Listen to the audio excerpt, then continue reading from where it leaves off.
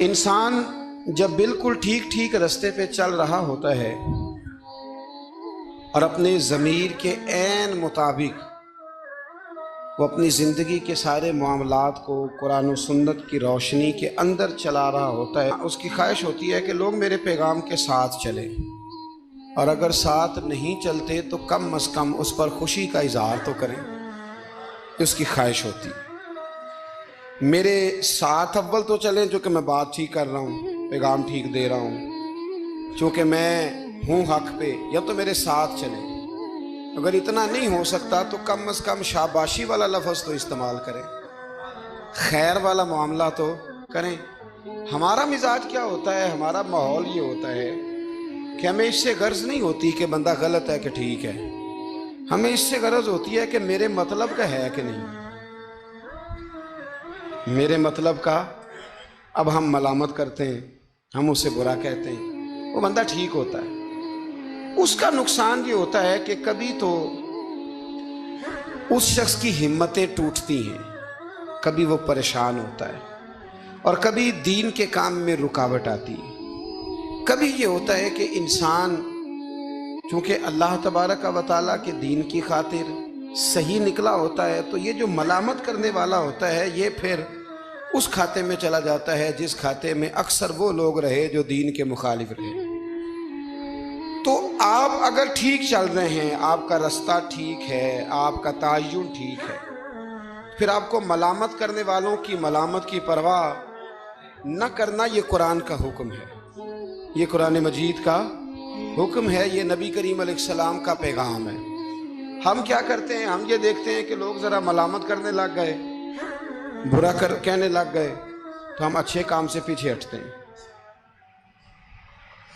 وہ جی میں نے نا داڑھی تو میں رکھ لوں، نمازی تو میں ہو جاؤں، پر میں کاروبار کرتا ہوں، تھوڑا بہت اینچ نیچ بھی ہو جاتی ہے، پھر لوگ تانا دے، پھر لوگ یہ کہتے ہیں کہ جناب دیکھو یہ نیک ہو کے داڑھی والا ہو کے بھی یہ کام کر رہا ہے۔ تو میں کہتا ہوں اگر لوگ تانا دیں گے تو تیرا ثواب بڑھ جائے گا، تیرے اجر میں اللہ اضافہ کر دے گا۔ بھی اب اگر میں یہ کہوں کہ میں ٹھیک ہو گیا ہوں، اس سے نقصان ہوگا، لوگ مجھے برا کہیں گے، تو بھئی اگر برا کہیں گے تو تیرے ثواب میں شریر کا کام تو شرارت کرنا ہے، جو شریر ہے اس کا کام، سانپ کا کام کیا ہے، ڈسنا، تو وہ تو ڈسے گا، شریر تو شرارت کرے گا چونکہ اس کے مزاج میں شرارت ہے۔ آپ کو کیا کرنا ہے، آپ کو دیکھنا یہ ہے کہ آپ کا راستہ ٹھیک ہے، آپ حق پہ ہیں، پھر آپ کو شریر کی پرواہ نہیں کرنی، ڈسنے والے کی پرواہ نہیں کرنی، رب رسول کی رضا کی طرف دیکھنا ہے، پھر اللہ اور اس کے رسول کی رضا کی طرف دیکھنا ہے، آگے بڑھنا ہے، جد و جہد کرنی ہے، کام کو جاری رکھنا ہے۔ ایک سیانہ بندہ ہوتا ہے، وہ دو گروپوں میں صلح کرانا چاہتا ہے، وہ دو گروہوں کے اندر پل کا کردار ادا کرنا چاہتا ہے، قبیلے کے، برادری کے، خاندان کے لوگوں میں لڑائی ہو گئی، جھگڑا ہو گیا، یہ بندہ صلح کرا سکتا تھا، طاقت تھی، اس کو پتا تھا لوگ میری بات مانیں گے، اس نے مداخلت کی، یہ آگے بڑھا، فوراً ایک شخص نے کہہ دیا تیرا کیا لالچ ہے، چودھری بننا چاہتا ہے، تو سردار بننا چاہتا ہے؟ اب یہ کہتا ہے جناب چونکہ لوگ مجھے برا کہہ رہے ہیں، ان کا خیال ہے کہ میں سردار بننا چاہتا ہوں، لہذا میں نہیں صلح کراتا، لڑے رہو۔ حالانکہ میرے نبی کریم سید عالم نور مجسم صلی اللہ علیہ وسلم نے ارشاد فرمایا ہے، محبوب کریم علیہ السلام نے فرمایا دو گروہوں میں جو صلح کرائے گا رب 2 حج اور 2 عمرے کا ثواب عطا فرمائے گا۔ اب اگر اس نے اس لیے صلح کرانی تھی واقعہ ہی کہ یہ دونوں گروہ مجھے چودھری مانے، تو پھر تو ایک نے انکار کر دیا کہ میں چودھری نہیں مانتا، تو یہ پیچھے ہٹ گیا۔ تو اگر اس لیے صلح کرانی تھی کہ رب 2 حج اور 2 عمرے کا ثواب دے، تو پھر کوئی اچھا کہے یا برا کہے، اس کو چاہیے یہ آگے بڑھے اور 2 لوگوں کے سروں کو جوڑ دے، صلح کرا دے، اطمینان کرا دے، شعور کرا دے۔ ہمارے ہاں یہ ہوتا ہے کہ ہم جب یہ دیکھتے ہیں نا کہ لوگ کیا کہہ رہے ہیں، لوگوں کا کیا مطمع نظر ہے، تو ہم بہت ساری کمزوریوں کا شکار ہوتے ہیں، بہت ساری کوتاہیاں کر جاتے ہیں، بہت ساری غلط فہمیاں اور غلط فیصلے ہم سے سرزد ہوتے ہیں۔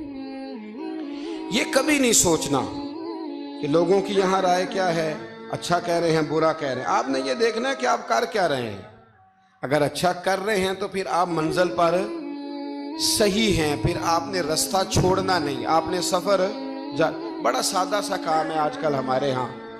اگر خاندان کے اندر، قبیلے کے اندر دو لوگوں کے رشتہ ہو سکتا ہے، لڑکا اور لڑکی ہمارے اپنوں کے ہیں اور ہماری تھوڑی سی مداخلت سے معاملہ ٹھیک ہو سکتا ہے، تو میں نے یہ دیکھا ہے کہ بڑے بوڑھے، سارے نہیں لیکن اکثر الا ماشاءاللہ، وہ مداخلت نہیں کرتے. ان کی تھوڑی سی کوشش تھے خاندانوں میں جو تھوڑی تھوڑی باتیں ہیں وہ دور ہو کے رشتے ہو سکتے ہیں، وہ کوشش کیوں نہیں کرتے؟ میں نے یہ کہتے ہوئے لوگوں کو سنا ہے کہ بعد میں جو شکایتیں آئیں گی وہ کون پوری کرے گا؟ آپ کے بہو اور بیٹے کی جو شکایتیں ہیں وہ کون پوری کر رہا ہے؟ آپ کر رہے ہیں نا؟ اگر آپ یہ دیکھیں یہ کام کتنا اچھا ہے کہ آپ نے دو گھروں کو ملا دیا. نبی کریم علیہ السلام نے حضرت ربیہ بن کعب کا نکاح بھی کرایا ہے، حضرت اسامہ بن زید کا بھی حضور نے رشتہ کرایا ہے. نبی پاک علیہ السلام ان کاموں پر توجہ دیتے کہ جہاں میرے آگے بڑھنے سے کہیں غلاموں کے بھلے ہو سکتے ہیں تو حضور آگے بڑھتے، وہ بھلا کرتے. ہمارا کردار کمزور ہو جاتا ہے، ہم کہتے ہیں جی وہ شکایتیں وہ جو غلام میں آئیں گے تو وہ کس نے لینے ہیں؟ ایک بزرگ سے میں نے محبت کے ساتھ کہہ دیا تھا، میں نے کہا آپ کی کتنی زندگی ہے؟ 60-70 کے تو آپ ہو ہی گئے. آپ اپنی زندگی سیف کر رہے ہیں اگلے والی کہ مجھے کوئی شکایت نہ دے، ملامت نہ کرے، لیکن دو خاندان جوڑ رہے ہیں اس سے آپ کنارہ کر رہے ہیں.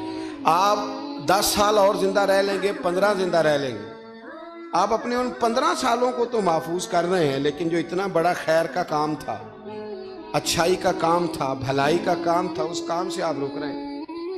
اسی طرح دو آدمی لڑائی کر رہے ہیں، جھگڑا کر رہے ہیں، ایک بدتمیز ہے، شرارتی ہے، ظلم کر رہا ہے، زیادتی کر رہا ہے، تکلیف دے رہا ہے. ہمیں پتہ یہ بندہ غلط ہے، ہمیں اس کے خلاف احتجاج کرنا چاہیے، ہمیں اسے روکنا چاہیے، یہاں ہمیں کوشش کرنی چاہیے، لیکن ہم کہتے ہیں کہ میرا بھی نام آ جائے گا تو وہ اس کے بارے میں لگا ہوا ہے نا.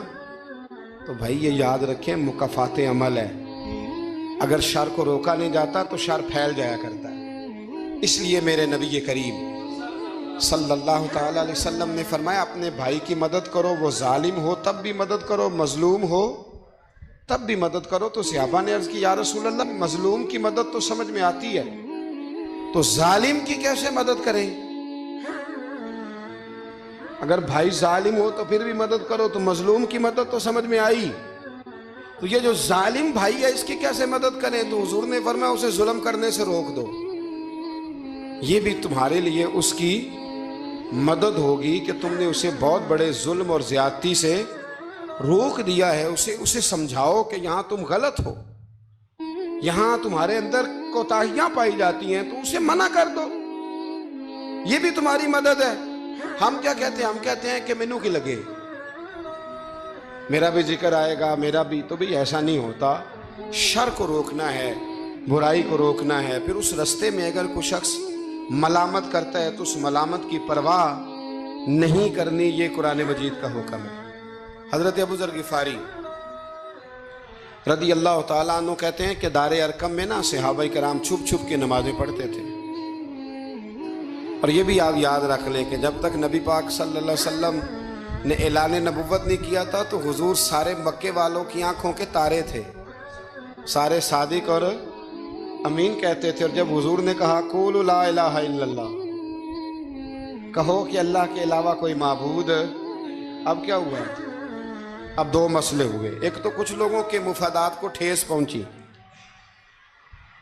اب انہیں ظلم چھوڑنے پڑیں گے، دین پہ آئیں گے تو ایک ہی صف میں کھڑے ہو گئے محمود و ایاز، نہ کوئی بندہ رہا نہ کوئی بندہ نواز. تو سب کو ایک ہونا پڑے گا، ایک صف میں آنا پڑے گا، ایک جگہ قائم رہنا پڑے گا. اب لوگوں کے مفادات کو ٹھیس پہنچتی تھی. وہ جو ظلم کرتے تھے، غلاموں کو بیچتے خریدتے تھے، ان پر زیادتیاں کرتے تھے، بچیاں دفن کرتے تھے، قبضے کرتے تھے، غریب کا مال لوٹ لیتے تھے.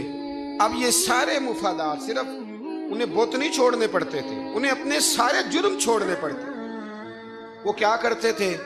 اس حوالے سے کہ اب ہمیں بڑا کچھ چھوڑنا پڑے گا، وہ واپس آ جاتے تھے، بیک ہو جاتے تھے۔ بہت سارے کام ایسے تھے جن میں وہ کمزوری کا شکار ہوتے تھے، وہ محسوس کرتے تھے کہ ہمارے لیے مشکلات بڑھتی چلی جا رہی، تو پھر وہ مخالفت کرتے تھے۔ پھر بات ذرا آگے بڑھی، میرے نبی رحمت، نور مجسم، شفیع معظم صلی اللہ تعالیٰ علیہ وسلم کی انہوں نے معاذ اللہ مخالفت شروع کر دی۔ کلمہ یہ نہیں دیکھا کہ ہمیں حق بات کہی جا رہی ہے تو حق بات پہ عمل کریں، بلکہ حضور کی ایک گروپ یہ تھا، دوسرا گروہ وہ تھا۔ حضرت ابو سفیان رضی اللہ تعالیٰ عنہ مسلمان ہوئے تو وہ بیان کرتے ہیں کہ اس زمانے میں نا اخنس بن شریک نے کہا تھا ابو جہل سے کہ یار ساری زندگی امین صادق اور امین کہتے رہے ہیں، آج ان کی کن پٹیوں پہ سفید بال آئے ہیں اور انہوں نے اعلان نبوت کیا تو ہم کیوں نہیں مانتے؟ تو ابو جہل کہنے لگا یار باتیں وہ ٹھیک کرتے ہیں، کام ان کا ٹھیک ہے، لیکن مسئلہ یہ ہے کہ اگر ہم ان کا کلمہ پڑھ گئے تو پھر چودراہٹ تو اس خاندان میں چلی گئی۔ چودراہٹ کی بنیاد پر حق بات کی مخالفت، کہ چودراہٹ ادھر چلی گئی ہے، بڑائی ادھر چلی گئی ہے، تو حق بات کی مخالفت اس بنیاد پر لوگوں نے شروع کر دی۔ اب ملامت کی جو وجوہات ہوتی ہیں وہ یہاں حسد ہوتا ہے، یہاں عداوت ہوتی ہے، یا اس کی بنیاد یہ ہوتی ہے کہ وہ آپ کے مفادات کو ٹھیس پہنچ رہی ہے، یا محسوس کر رہے ہیں کہ بڑائیاں کسی اور طرف چلی گئی۔ تو میرے رسول کریم سید عالم نور مجسم شفیع معظم صلی اللہ تعالیٰ علیہ وسلم نے دار ارقم کے اندر، پہلے حضور آنکھوں کے تارے تھے، پھر یہ حالت ہوئی کہ چھپ کے دار ارقم کے اندر صحابہ نے مجھے کہا کہ باہر جا کے بتانا نہ، کہتے ہیں نبی پاک نے جب نصیحتیں کی نا تو حضور نے مجھے یہ نصیحت فرمائی کہ ابو ذر کلمہ تو نے پڑھ لیا ہے، اب لوگ تمہیں برا کہیں گے، ملامت کریں گے، پر تم نے کسی ملامت والے کی پرواہ، تم نے کسی کی پرواہ، تم نے پرواہ نہیں کرنی۔ کہتے میں نے وعدہ کر لیا۔ حضرت ابو ذر غفاری رضی اللہ تعالیٰ عنہ ارشاد فرماتے ہیں کہ میں نے حضور سے وعدہ کر لیا کہ اب میں کسی کی پرواہ۔ اب جب میں باہر نکلنے لگا تو صحابہ میں سے بعض نے مجھے مشورہ دیا کہ ابھی بتانا نہ کسی کو، کیونکہ یہاں لوگ ملامت کرتے ہیں، برا کہتے ہیں، مارتے ہیں۔ تو حضرت ابو ذر کہتے ہیں میں نے ان کی طرف پلٹ کے دیکھا، پلٹ کے، اور میں نے کہا بھائی اب جو جس کے دل میں آتا ہے وہ کہے، غلامی کر لی ہے تو اب کر لی ہے، کلمہ پڑھ لیا ہے تو اب پڑھ لیا ہے، اب جس نے جو کہنا ہے وہ کہے، جو کرنا ہے وہ کرے، بات ختم ہو گئی، اب طے جو کر لیا ہے، اب تیرے ہو جو گئے، اب تیرے ساتھ نسبت ہو جو گئی تو اب تیرے ہیں۔ اور کہنے لگے میں نے حضور سے وعدہ کیا ہے کہ اب میں کسی کی پرواہ نہ کریں۔ داتا گنج بخش علی اجمیری رحمت اللہ علیہ فرمایا کرتے تھے کہ حق بات پر اور سچے رستے پر چلنے کا تو مزہ ہی تب آتا ہے جب دل ٹوٹتا ہے، جب تکلیف ہوتی ہے۔ تو رب فرماتا ہے مجھے ڈھونڈنا ہو تو ٹوٹے ہوئے دلوں کے پاس ڈھونڈا کرو، میں ٹوٹے ہوئے دلوں کے پاس ملتا ہوں، مجھے ڈھونڈو تو وہاں جا کے ڈھونڈو، میں ٹوٹے ہوئے دلوں میں ملتا ہوں، وہاں مجھے تلاش کرو، میں وہاں ملوں گا۔ جب آپ کی لوگ مذمت کرتے ہیں، جب آپ کو لوگ برا کہتے ہیں اور آپ ہوتے ہیں حق پہ، پھر مزہ کتنا آتا ہے، پھر لطف کتنا آتا ہے۔ آپ بظاہر تکلیف میں ہوتے ہیں لیکن وہ جو آپ کے اندر کی، اور پھر آپ کو وہ چیزیں محسوس کرنے بھی مزہ آتا ہے کہ نبی کتنی تکلیف میں رہے، رسول کتنی۔ ایک بات میں نے سورہ اعراف میں دیکھی، اس کو کبھی کبھی دیکھتا ہوں تو میں ورطہ حیرت میں گم ہو جاتا ہوں کہ یہ بھی ہوتا ہے۔ حضرت موسیٰ اللہ کے بڑے لاڈلے نبی ہیں یار، وہ پیغمبر، رب کریم کے وہ رسول کہ جن کا اللہ تعالیٰ نے قرآن مجید کے کم و بیش ہر پارے میں تذکرہ فرمایا ہے، اور اللہ کے وہ لاڈلے نبی جن کے لیے رب کریم نے دریا کو کہا کہ رستہ چھوڑ دے، 12 رستے بن گئے۔ اللہ کے وہ نبی جن کے لیے اللہ نے من و سلوہ نازل فرمایا، اللہ کے وہ رسول جو پتھر پر اپنا عصا مارے تو اللہ 12 چشمے پانی کے جاری فرما دے، اللہ کے وہ نبی جو اپنا عصا، اپنی چھڑی زمین پر پھینک دیں تو وہ اژدہا بن جائے۔ حضرت سیدنا موسیٰ کلیم اور سب سے بڑی بات یہ جن سے رب خود باتیں فرمائے، اللہ جن سے کلام فرمائے۔ ابن یعقوب کو اللہ نے صورت بخشی، ید بیضا کی کلیم اللہ کو نعمت بخشی، ہر نبی کو کوئی عزت کوئی عظمت بخشی، پر میری سرکار کو بے پردہ زیارت بخشی، میری سرکار کو بے پردہ زیارت بخشی۔ نبی کریم علیہ السلام سے قبل حضرت موسیٰ علیہ السلام کتنا اللہ نے شان دیا ہے، لیکن حضرت موسیٰ کے آنے سے پہلے بنی اسرائیل کے بچے قتل ہونے لگے۔ آپ نے ساری بات سنی ہوئی ہے، فرعون نے خواب دیکھا تھا، پھر بچے قتل کرانے لگے کہ وہ بچہ پیدا نہ ہو، اور پھر حضرت موسیٰ تشریف لائے تو بنی اسرائیل کو کچھ جہاد بھی کرنا پڑا، اس کے فرعون کے خلاف لڑنا بھی پڑا، آگے بھی بڑھنا پڑا۔ تو سورہ اعراف میں مفہوم آیت یہ ہے کہ ایک دن بنی اسرائیل والے حضرت موسیٰ سے کہنے لگے کہ معاذ اللہ آپ کے آنے سے پہلے بھی ہم تکلیف میں تھے اور آپ کے آنے کے بعد بھی ہم اذیت میں ہیں۔ بڑا مشکل نہیں یہ لفظ کسی کا بیان کرنا کسی کے لیے، کہ آپ کے سبب سے گویا ہمارے بچے قتل ہوئے اور آپ کے سبب سے ابھی بھی ہم تکلیف میں ہیں، ہم اذیت میں آئے ہیں۔ میرے بھائیوں، پھر سچ کہا تھا نا حضرت سعد بن عبادہ نے کہ یا رسول اللہ ہم حضرت موسیٰ کی قوم نہیں، ہم حضرت موسیٰ کی قوم نہیں جو آپ سے کہیں گے آپ لڑیں یا آپ کا رب لڑے۔ حضور ہم تو آپ کے غلام ہیں، آپ جہاں جہاں اشارہ کرتے جائیں گے ہم سر قربان کرتے جائیں گے۔ ہم وہ نہیں ہیں جو کہیں گے آپ لڑیں اور آپ کا رب لڑے۔ حضور ہم حاضر ہیں اور حاضر رہیں گے، جاننے دیں گے، گردنیں کٹائیں گے۔ حاضر ہیں اور حاضر، بولیے حاضر ہیں اور حاضر، غلامان محمد جان دینے سے نہیں ڈرتے، یہ سر کٹ جائے یا رہ جائے کچھ پرواہ نہیں کرتے۔ تو رسول کریم صلی اللہ تعالی علیہ وآلہ وسلم سے قبل آپ دیکھیے حضرت موسیٰ کے لیے اتنی بڑی بات کر دی جناب موسیٰ کی قوم، کہ حضرت موسیٰ پھر بھی دین حق کی بات کرنے سے پیچھے ہٹے۔ یہ اللہ کے بندوں کا طریقہ رہا ہے کہ وہ ملامت کی پرواہ، کس کس صوفی کو برا نہیں کہا گیا۔ آپ صوفیاء کے حالات پڑھ کے دیکھ لیں، ان پر فتوے ہیں، کسی پر کوئی ہے اور کسی پر کوئی ہے۔ آپ علماء، سب علماء کو نکال کے دیکھ لیں، کسی پر لوگوں نے کوئی چارج شیٹ لگا دی ہے، کسی پر کوئی فتویٰ دے دیا ہے، کسی پر کوئی بات کر دی۔ لوگ، مخلوق تو فنکار ہے اس درجہ کے پل بھر میں، سنگے در کعبہ سے بھی اسنام تراشے، تم کون ہو کیا چیز ہے داغ کبابی۔ لوگوں نے تو مریم پہ بھی الزام تراشے۔ لوگ کیا کرتے ہیں؟ لوگ مشائخ پر الزام لگاتے ہیں، برے الزامات معاذ اللہ۔ اعلیٰ حضرت فاضل بریلوی نے بعض لوگوں پر فتوے دیے تھے، یہ بڑا مشکل کام ہوتا ہے لوگوں کی اصلاح کی بات کرنا۔ اعلیٰ حضرت نے 4 بڑے لوگ تھے جن کو لوگ بڑا جانتے تھے، ان کی غلطیوں پر انہیں تنبیہ کی اور کہا کہ اگر آپ رجوع کر لیں، توبہ کر لیں تو آپ کے لیے دروازہ بھی کھلا ہے۔ لیکن سب زور لوگوں نے اس بات پہ لگا دیا کہ وہ شدت پسند تھے، ملامت کی، ان کے خلاف کتابیں لکھی، جانے کیا کیا کہا۔ ان کی اس ایک بات کو لے کر جو کہ عین حق تھی، لوگوں نے شدت پسند کہا، اور جو فاضل بریلوی نے ساری زندگی عشق رسول کا درس دیا، جو 1000 سے زیادہ کتابیں لکھی، جو انہوں نے رسول اللہ کے ترانے لوگوں کو یاد کرائے، جو انہوں نے ہر عنوان پر قلم اٹھایا، لوگ ان کی خدمات کو بھول گئے۔ یاد رکھو، تنقید کی اینک لگا کے دیکھو گے تو ساری دنیا غلط ہی نظر آئے گی، اور محبت کے ساتھ دیکھو گے تو اللہ نے کائنات میں بڑا حسن رکھا ہوا ہے۔ رب کی مخلوق بڑی پیاری ہے، بڑی شاندار ہے، بڑی بندہ نواز ہے۔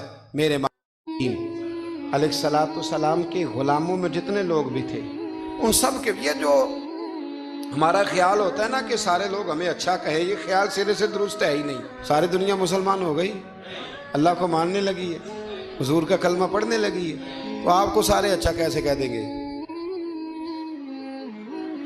جب رب رسول کے بارے میں ابھی سارے لوگ کلمہ نہیں پڑھتے، مطیع اور فرما بردار ہے، تو آپ کا یہ دعویٰ کیسے ہے؟ آپ یہ کیسے محسوس کرتے ہیں؟ حضرت جنید بغدادی رحمت اللہ علیہ ایک شخص کا جنازہ پڑھ کے فارغ ہوئے تو لوگوں نے کہا حضور بڑا ہی اچھا آدمی تھا، ہر بندہ اس کی تعریف کرتا ہے۔ آپ فرمانے لگے غلطی ہو گئی، اس کا جنازہ نہیں پڑھنا چاہیے تھا، یہ تو ذو معنی بندہ تھا، ذو وجہین تھا، 2 منہوں والا تھا، جس کے پاس جاتا تھا اسی کا ہو جاتا تھا۔ اس نے تو سب کو راضی رکھنے کی پالیسی اختیار کی ہوئی تھی، لہذا یہ درست نہیں تھا۔ اگر یہ بندہ سچا ہوتا، حق بات کہتا، تو لوگ اس کے مخالف بھی ہوتے۔ اگر یہ صحیح رستے پر ہوتا تو لوگ اسے برا کہنے والے بھی ہوتے۔ تو چونکہ یہ درست نہیں تھا، باتیں چھپاتا تھا، غلطیاں کرتا تھا، جدھر جاتا تھا اسی کا ہو جاتا تھا، لہذا کوئی اسے برا نہیں کہتا، تو اس کا مطلب یہ ہے کہ یہ حق بات نہیں کہتا تھا۔ حضرت جنید بغدادی خود ایک دن گزر رہے تھے گلی سے، مرید شاگرد عقیدت مند ساتھ تھے، تو ایک شخص نے آپ سے کہا معاذ اللہ ثم معاذ اللہ، کہنے لگا او زندیق، یعنی اے بے دین، او زندیق۔ جب اس نے یہ لفظ کہے نا تو آپ کے شاگردوں کو بڑا برا لگا، غصہ آیا۔ حضرت جنید بغدادی رحمت اللہ علیہ نے پلٹ کے اس شخص کی طرف دیکھا تو آپ ہنسے، فرمانے لگے یار سارے بغداد کو میرا ایک ہی نام یاد تھا کہ میں دیندار ہوں، تو نے اچھا کیا ایک اور نام بھی یاد کرا دیا ہے۔ چلو ایک اور نام بھی لوگوں کو یاد ہو گیا، پہلے سارے بغداد کو میرا بولیے ایک ہی نام پتا تھا کہ جنید بڑا اچھا کیا تو نے۔ حضرت مولانا ظفر الدین صاحب بہاری ملک العلماء، انہوں نے بخاری کی شرح لکھی ہے، اعلیٰ حضرت رحمت اللہ علیہ کے خلیفہ تھے مولانا ظفر الدین بہاری رحمت اللہ تعالی علیہ۔ آپ فرماتے ہیں کہ اعلیٰ حضرت کو نا بے شمار خط آتے تھے۔ اب تو ٹیلی فون کا رواج ہے، تو اس زمانے میں خطوط تھی، ویسے خط بھی بڑا شاندار ہوتا تھا، بندہ سوچ سمجھ کے تو لکھ لیتا تھا نا، تو بڑے خط آتے تھے اعلیٰ حضرت کو، خطوط پر ہی آپ جواب دیا کرتے تھے۔ خط آتے، کسی نے کسی لقب سے پکارا ہے، کسی نے کسی نام سے پکارا ہے، کسی نے ایک خط آیا تو اس میں بڑے غلط لفظ لکھے تھے،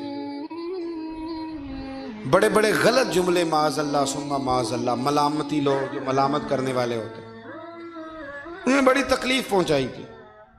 تو اعلیٰ حضرت فاضل بریلوی رحمت اللہ تعالیٰ علیہ کے خلیفہ مولانا ظفر الدین صاحب بہاری رحمت اللہ علیہ نے وہ خط جب پڑھا تو بڑا غصہ آیا، بڑا جلا۔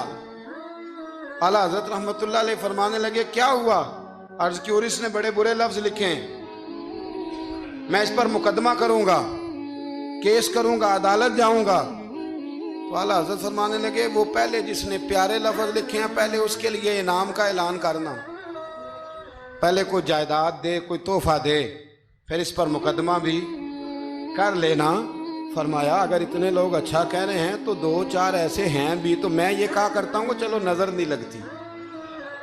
کیا ہوتا ہے بولیے، اللہ کرے آپ کو سمجھ آئے، چلو نظر نہیں لگتی، کو دو چار ہوں بھی تو نظر کوئی حرج نہیں، نظر نہیں لگتی۔ اعلیٰ حضرت فرمانے لگے یا تو ان کو انعام دو، ان کے نام جائیداد کراؤ، تو پھر تکلیف دینے والوں پر مقدمے بھی کر لینا، تو اگر وہاں تمہیں انعام نہیں دے رہے تو پھر یہاں تمہیں مقدمہ کرنے کی حق بات پر، سچی بات پر آپ مستقل مزاجی اختیار کریں، آپ ٹھہریں، پھر آپ کو کوئی کیا کہہ رہا ہے، کوئی آپ کے بارے میں کیا بیان کر رہا ہے، پھر آپ اس بات سے نکل آئیں، پھر آپ اس سے نکلیں۔ میرے نبی رحمت نور مجسم شفیع معظم صلی اللہ تعالی علیہ وسلم طائف کے بازار بھی چلے گئے تھے، عکاظ کی منڈیوں میں بھی حضور چلے گئے، نبی پاک نے ایک کافر کے ہر سوال کا جواب دیا، اور جب دین کی تکمیل ہونے لگی مدینہ منورہ میں تو کافر ختم ہوئے تو منافق کھڑے ہو گئے۔ پوری صورتیں ہیں منافقین کے بارے میں، ادھر سے معاملہ ختم ہوا تو ادھر سے کبھی حضور کے علم پر اعتراض کرتے ہیں، کبھی حضور صلی اللہ تعالی علیہ وسلم کے صحابہ پر شکوہ کرتے ہیں، کبھی کوئی بات کرتے، کبھی کوئی بات کرتے، لیکن میرے حبیب کریم علیہ السلام نے ہمیشہ ڈٹ کر، کھڑے ہو کر، استقامت کے ساتھ ہر بات کو سنا اور امت کو یہ پیغام دیا کہ تم نے سچی بات پر کھڑے رہنا ہے، تم نے دائیں بائیں پلٹنا نہیں ہے۔ امام احمد بن حنبل رحمت اللہ ہے، امام احمد بن حنبل بہت بڑے امام تھے، 14 جلدوں میں کتاب لکھی آپ نے حدیث پاک کی، مسند امام احمد بن حنبل، اور کلیجہ ٹھنڈا ہو جاتا ہے امام صاحب کی تحریریں پڑھ کے۔ اتنے بڑے آدمی، ہر دور میں کوئی نہ کوئی فتنہ پیدا ہوتا ہے، تو فتنہ اس طرح پیدا ہوتا ہے کہ لوگ دین کا نام لے کے بعض اوقات فتنہ کرتے ہیں، مرزا غلام احمد قادیانی جب آیا تھا تو وہ تشریحات ہی کرتا تھا معاذ اللہ دین کی. ابھی اپنے آپ کو محدث کہتا تھا، کبھی مفسر کہتا تھا، پھر آہستہ آہستہ وہ مجدد بننے لگا، پھر کہنے لگا میں ذلی نبی ہوں، بروزی. پھر اس بے ایمان نے کھل کر اپنے باطن میں چھپی ہوئی ہر غلاظت کا ذکر کرنا شروع کیا. تو دین کے اندر داخل ہو کر دین کا نام لے کر جو فتنے برپا کیے جاتے ہیں، اللہ تعالیٰ ان سے محفوظ فرمائے. اللہ تعالیٰ ہمیں محفوظ فرمائے. دین کا نام لے کر، لبادہ اوڑھ کر، لائسنس لے کر دین کا جو فتنے لوگ برپا کرتے ہیں، بڑے خطرناک، بڑے خوفناک وہ بھی فتنے ہوتے ہیں. حضرت امام احمد بن حنبل کے زمانے میں ایک فتنہ اٹھا تھا خلق قرآن کا. خلق قرآن کا کہ قرآن اللہ کی تخلیق ہے یا اللہ کا کلام ہے. لوگ گنجائشیں نکالتے ہیں نا اس طرح کے جملے کہ لوگوں کو کیسے قرآن پاک سے یا حضور کے فرمان سے یا دین سے دور کیا جائے، تو تعویلات کرتے ہیں. ایک فتنہ تھا. امام صاحب نے ڈٹ کے فتویٰ دیا کہ قرآن مجید اللہ کا کلام ہے، یہ اللہ کا کلام ہے، حضور علیہ السلام پر نازل ہوا ہے. امام صاحب نے اعلان کیا، ڈٹے، تو بادشاہ وقت نے آپ کو قید کر دیا. پولیس بھیجی، امام صاحب کو پکڑ کے لے گئی. جیل میں جانا کو برا نہیں، سارے جیل میں قیدی برے نہیں ہوتے. جیل میں تو حضرت یوسف بھی رہے ہیں. حضرت یوسف علیہ السلام بھی جیل میں، سارے لوگ جرم کر کے نہیں آئے ہوتے، کچھ عدل کر کے بھی جیل میں آئے ہوتے. لیکن اس کا غلط ترجمہ نہ کر لینا، جیل میں برے بھی ہوتے ہیں. برے بھی جیلوں میں اپنی مرضی کی لائنیں بھی لوگ بنا لیتے ہیں نا. تو اچھے لوگ بھی بعض اوقات بعض آزمائشوں کے سبب جیلوں میں جاتے ہیں. امام احمد بن حنبل کو جب گرفتار کر کے لے گئے نا، امام صاحب کچھ دن جیل میں رہے. جب واپس تشریف لائے امام احمد بن حنبل رحمۃ اللہ علیہ، جب آپ واپس تشریف لائے تو آپ کے صاحبزادے کہتے ہیں کہ ابو الحسن نام کا ایک چور تھا، ابو الحسن نام کا پکا چور تھا. پکے چوروں کا بھی سب کو پتا ہوتا ہے نا، سارا بغداد جانتا تھا کہ پکا چور ہے. لیکن امام صاحب کچھ مہینے جیل میں رہ کے واپس آئے تو ہر نماز کے بعد اس چور کے لیے دعا کرتے، کہتے اللہ ابو الحسن پہ رحم فرما، اللہ اس پر. حد ہو گئی حضرت، چور سے ملاقات. اب آپ جیل جائیں گے تو ایسے لوگوں سے ملاقاتیں تو ہوں گی نا، قاتلوں سے بھی، چوروں سے بھی، دہشت گردوں سے بھی، تخریب کاروں سے بھی. امام صاحب کی ملاقات ہو گئی تھانے میں، جیل میں. ہر نماز کے بعد دعا کرتے. آپ کے صاحبزادے کہتے ہیں میں نے ایک دن کہا ابا جی اس چور کے لیے آپ دعا کرتے ہیں تو نماز میں بڑے نمازی شریک ہوتے ہیں، کسی نمازی کا خیال کہیں جاتا ہے، کسی کا کہیں جاتا ہے، تو آپ بتا ہی دے بات کیا ہے. تو امام صاحب فرمانے لگے یار ہے وہ چور، پر اس نے مجھے ایک بہت بڑی نصیحت کر دی چور نے. ہم تو محدثین اور علماء کی بات نہیں نہ سنتے، تو نصیحت لینے والے کہتے ہیں جہاں سے اچھی بات ملے وہاں سے لے لو. کہتے ہیں چور نے مجھے ایک نصیحت کی. حضور وہ کیا؟ کہتے ہیں جب میں تھانے میں گیا تو وہ بھی تھانے میں تھا، میرے ساتھ ملاقات ہوئی تو کہنے لگا حضور آپ حق اور سچ پہ ہیں، حضور آپ حق اور سچ پہ. کہنے لگا میں چور ہوں، چوری کے الزام میں آیا ہوں، پہلی دفعہ نہیں آیا، کئی دفعہ آ چکا ہوں. بادشاہ اور کوتوال کے ہاں میرا نام درج ہے، کئی دفعہ آ چکا ہوں، میرا ان کے پاس نام درج ہے. یہ مجھے بڑا مارتے ہیں پر میں برا ہوں تو برائی پہ ڈٹا ہوا ہوں، میں کبھی باز نہیں آیا. یہ مجھے مارتے ہیں، میری ضمانت ہوتی ہے، پھر جاتا ہوں برا کام کرتا ہوں. کہنے لگا حضور اگر میں برے کام پہ ڈٹا ہوں تو خیال رکھنا آپ تو اچھا کام کر کے آئے ہیں. حضور ذرا ڈٹ کے رہنا، دیکھنا ذرا ڈٹ کے رہنا، اس میں کوئی کمزوری نہ دکھانا، تو اچھے کام کے لیے آئے. تو امام احمد بن حنبل فرماتے ہیں مجھے اس کی بات یاد رہ گئی. اس نے مجھے کہا کہ آپ نے پرواہ نہیں کرنی کہ لوگ کہیں گے جیل گئے ہیں تو تھانے گئے ہیں تو کچہری گئے ہیں تو یہ ہوا ہے تو فلاں ہوا. نا نا نا نا، نے ڈٹنا ہے اور ڈٹ کے رہنا ہے. دوستو اس تک لوگ کیا کہہ رہے ہیں، لوگ کہاں کھڑے ہیں، اس کو چھوڑیں. آپ یہ بتائیں آپ حق پہ ہیں، آپ صحیح کر رہے ہیں، آپ کا ضمیر مطمئن ہے، اللہ رسول کی بارگاہ میں آپ سرخرو ہیں. آپ اس کو دیکھیں اور کسی ملامت کرنے والے کی ملامت کی پرواہ نہ کریں. یہ آج کا پیغام ہے.